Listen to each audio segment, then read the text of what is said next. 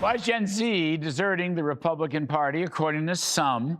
Joining me now, Joe Concha, Fox News contributor, Mark Simone, WOR radio host, Zohran Mamdani, 46, Andrew Cuomo, 24, Curtis Lewa, 15, Eric Adams, 9. That's the latest New York Times poll. I don't know if it's a good poll or bad poll, but Mamdani has a big lead. And I'm interested, Charlie Kirk, a longtime Republican organizer, the Mamdani effect is grievance-based politics playing into the hands of people's bitterness. It's all about the affordability crisis, and the unemployment rate for between 16 and 24 years old is 10.5%. So Gen Z, Joe Concha, are they swung heavily towards Trump? Are they leaving the Republican Party so soon? What's happening here? I think the promise of free stuff sounds really great on paper, even if there really is no way to pay for it, right?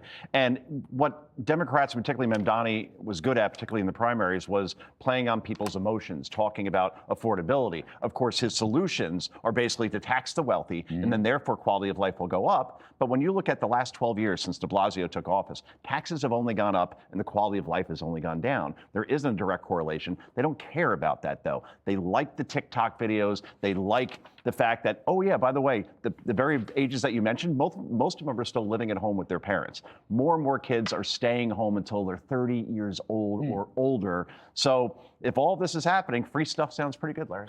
Voters between the ages of 18 and 30 give Mr. Trump poor marks. 35% approve of his handling of the presidency, 65% disapprove. There's polls and there's polls. This was a New York Sun article by Matthew Rice. But I think it raises the same points. As I say, Charlie Kirk has been raising these points. And of course, the whole Mamdani thing, there you have it. I mean, right now, it's his race in New York. Yeah, also in that poll, they isolated just Cuomo Mamdani, and Mamdani still wins easily over Cuomo.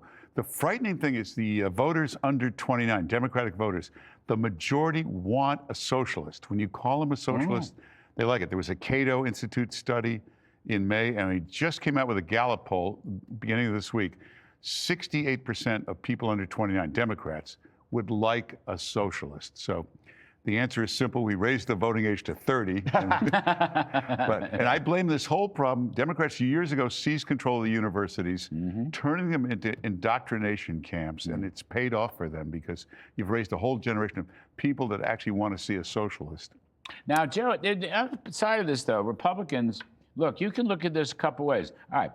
Mamdani could be, as the tip of the spear, he could be great for Republicans in the 2026 midterm elections. He could be great for Elise Stefanik, Republican candidate for governor of New York State. And she's got a lot of money and she's a very smart woman. But on the other hand, affordability is affordability. Whether it's taxes, housing, electricity, and power, this is the GOP are they failing to make the case that their approach, the capitalist approach, the market-oriented approach, the pro-business approach, is that a failure, or what's going on here? And maybe it's just too nuanced for many voters out there, or too busy in their phones looking at all those TikTok videos I was talking about before.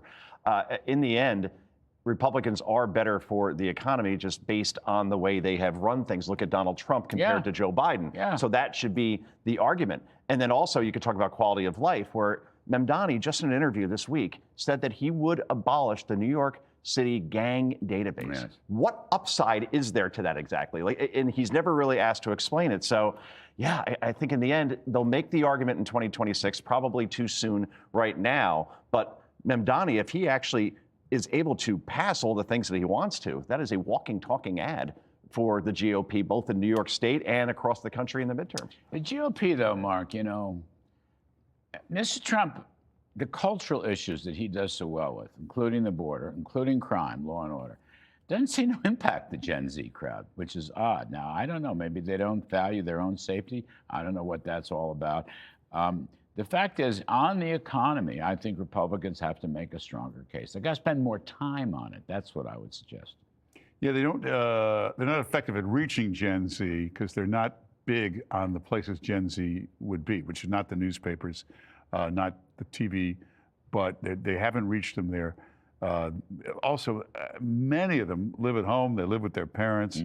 They're looking in their phone all day and night, so they're not out there in the real world. I may not be kidding about raise the voting age to 30. It might be a good idea. Don't they have to go and get a job at some point? They have to? You would and think. when they do, then the facts of life are going to come up and bite them? I think the facts of life are maybe what I wanted when I was younger was to get married and own a home and have a as good or better life than my parents did. I don't think that's really the goal at this point for many young people. They're happy either living with their parents or getting a small apartment, and more are not getting married. And then when they do get married, we used to have an average of 3 kids per household in 1965. It's now 1. So it's just different priorities at this point, I think.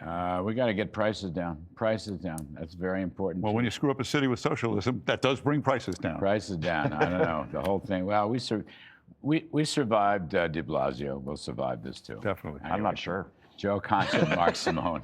Thanks very much.